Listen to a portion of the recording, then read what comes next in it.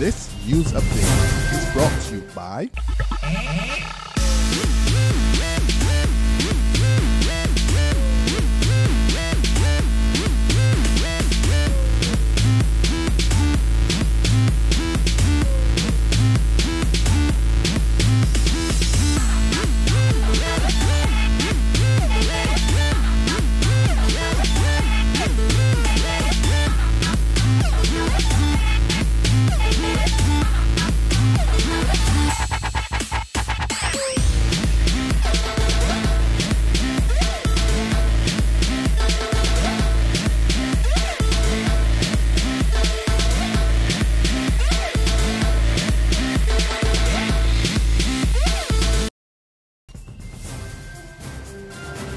This is the 7 a.m. Barbados Today update for Monday, September 22nd, 2014. Good morning, I'm Carol Williams. The victim of last Friday's shooting incident is now in a coma.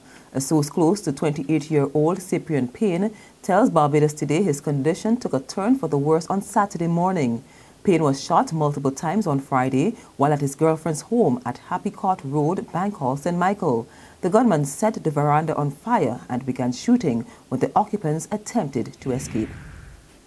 A St. Michael man accused of importing marijuana in 12 food cans appears in court today.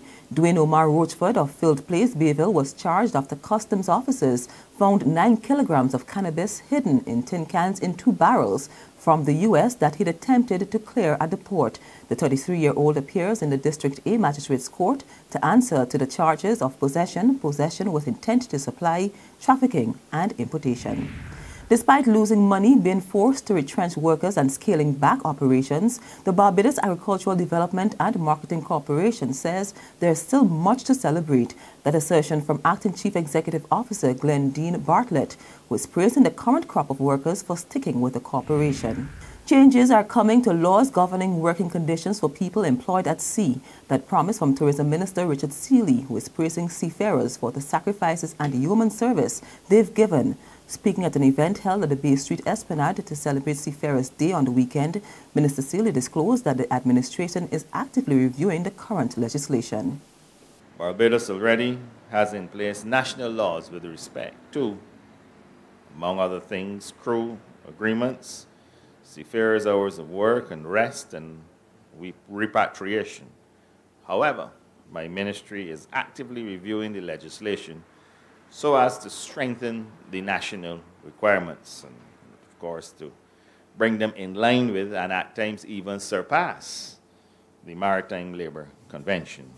This news update is brought to you by... Hi, I'm Red Plastic Bag. Anyone who knows me knows I don't like cold.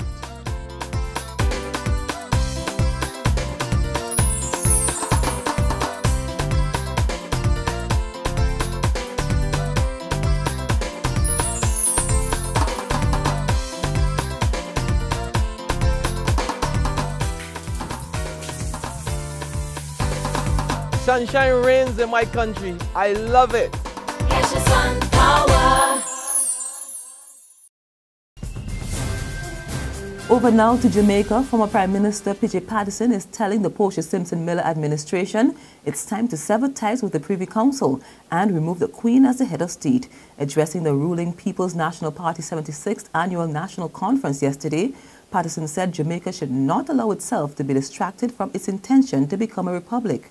Jamaicans have been sharply divided on whether to make the Caribbean Court of Justice the island's final appellate court. And on the international scene now is the final day of a 3-day curfew in Sierra Leone aimed at halting the spread of Ebola.